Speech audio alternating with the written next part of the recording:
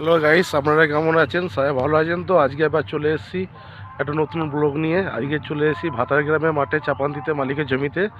তা আপনাদেরকে দেখাবো আমি কীভাবে চাপান দিচ্ছে মালিকের জমিতে। আর আমার চ্যানেলে যারা নতুন আসবেন লাইক শেয়ার সাবস্ক্রাইব করে দেবেন। তা দেখাচ্ছি আপনাদেরকে, দেখতে থাকুন আমার ভিডিওটা। সাবমার্সেলের ঘরে চলে এসেছি, সাবমার্সেল ঘরটা দেখাচ্ছি আপনাদেরকে, দেখতে থাকবেন। এই দেখুন সাবমার্সেল ঘর, এখান থেকে জল উঠছে দিয়ে চাষ হচ্ছে। সাবমার্সেলের ঘরে কারেন্টের বোর্ড দেখতেই পাচ্ছেন আপনারা। এটা ঘরটা, সাবমার্সেল ঘর মাঠের। আর এইদিকে জল পড়ছে, এখানে লাইন চলে এসছে মাঠে মাঠে। এরকম ওখানে বাবু বসে আছে, আর ওইখানেতে সন্তোষ দা আর রোগাদা এই জমিতে ওষুধ দিচ্ছে, চাপান দিচ্ছে। আর ওইদিকে কলেজ দা আছে আর মুক্তকা আছে। আর ওই দিকে চলে গেছে আবার কেষ্টকা চাপান বয়া আছে মাথায় করে। কোন দিকে গেল দেখি, এই তো মটরে জল পড়ছে, দেখুন কত সুন্দর। একদম মাঠে আমাদের গ্রামের লোক, আমরা গ্রামের চাষ, মাঠে চাষ দেখুন কোন জল পড়ছে, এই জল থেকে চাষ হচ্ছে। আর এইদিকে দেখুন চাপান শেষ হয়েছে, আবার চাপান নিতে এসছে, এই জমিটা দিচ্ছে চাপান।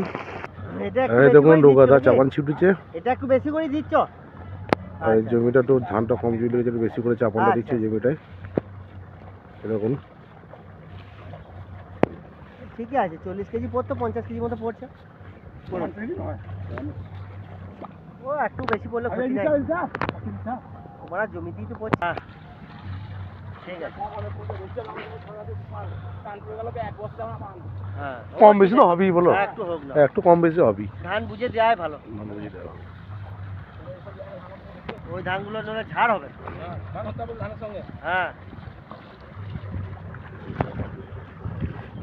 এখন মুক্ত গাছ বান দিচ্ছে এদিকে।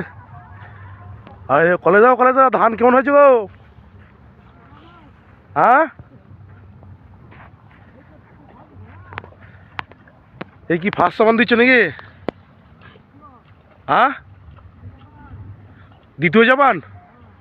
এটা দ্বিতীয় চাপান দিচ্ছে কলেজ দা। এইসব মালিকের জমি, এখানে মালিকের চাষ আছে এক চোখে, এই দিকটা 25 বিঘে। আর ওই মাঠে আছে আরও, দেখা যায় সামনে যে মাঠ আছে ওই দিকে, নিচের মাঠটা কোনো 12 বিঘে আছে। দেখুন ওইদিকে সাবমার্সেল ঘরটা, ওইদিকে সন্তোষ দা আছে, বাবু দাঁড়িয়ে আছে। তা এখানে ব্লগটা আমি রাখছি, দেখালাম আপনাকে চাপান ছিটানো।